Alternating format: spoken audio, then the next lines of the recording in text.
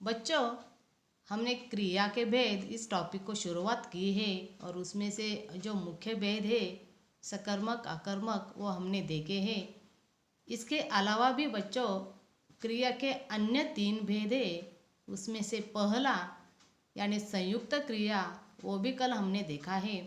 तो आज हम दूसरा क्रिया का भेद यानी प्रेरणार्थक क्रिया यह देखने वाले हैं। तो सबसे पहले हम देखते हैं प्रेरणार्थक क्रिया की परिभाषा। जिस क्रिया से यह मालूम हो कि कर्ता स्वयं काम न करके दूसरे से काम करवाता है उसे प्रेरणार्थक क्रिया कहते हैं। तो बच्चों, इस परिभाषा से आपके समझ में आया होगा कि प्रेरणार्थक क्रिया में कर्ता स्वयं काम न करके दूसरों से काम करवाता है। तो देखते हैं हम उसके उदाहरण। उसमें से पहला, माँ अपनी बेटी से खाना बनवाती है। तो इस उदाहरण में माँ खुद खाना नहीं बनवाती है, तो खाना बनाने के लिए वो अपने बेटी से कहती है, यानी वह स्वयं यानी या खुद खाना नहीं बनाती है तो अपनी बेटी से खाना बनवाती है। दूसरा उदाहरण, सीता गीता से कपड़े धुलवाती है। इस उदाहरण में भी बच्चों सीता खुद कपड़े नहीं धोती है तो वो गीता से कपड़े धुलवाती है, यानी कपड़े धोने की जो क्रिया है वो खुद नहीं करती है तो वो सीता से कहती है। तीसरा, दादी नौकर से सीमा को दूध पिलवाती है। यहाँ भी दादी सीमा को खुद दूध देती नहीं है या दूध पिलवाती नहीं है तो सीमा को नौकर से दूध पिलवाती है, यानी अपना खुद का काम वो खुद नहीं करती है तो नौकर से क्या करती है, सीमा को दूध पिलवाती है। तो बच्चों इन तीनों उदाहरणों में माँ अपने बेटी से काम करवाती है।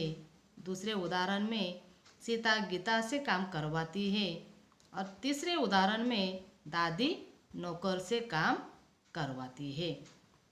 तो यह हो गए प्रेरणार्थक क्रिया के उदाहरण। तो बच्चों इन तीनों भी उदाहरणों में से हमने देखा कि कर्ता स्वयं काम न करके दूसरों से काम करवाता है। तो अब हम देखते हैं मूल धातु, प्रथम प्रेरणार्थक रूप और द्वितीय प्रेरणार्थक रूप। मूल धातु के अंत में आ जोड़ने से प्रथम प्रेरणार्थक और वा जोड़ने से द्वितीय प्रेरणार्थक रूप बनता है। तो पहला शब्द है, मैंने यहाँ 3 कॉलम किए हैं। उसमें पहला मूल धातु, उसके बाद प्रथम प्रेरणार्थक और द्वितीय प्रेरणार्थक रूप। तो पहला शब्द है चलना, चलाना और द्वितीय प्रेरणार्थक रूप है चलवाना। दूसरा उठना, उठाना, उठवाना। पढ़ना, पढ़ाना, पढ़वाना। लगना, लगाना, लगवाना। सुनना, सुनाना, सुनवाना। उड़ना, उड़ाना, उड़वाना। लिखना, लिखाना, लिखवाना।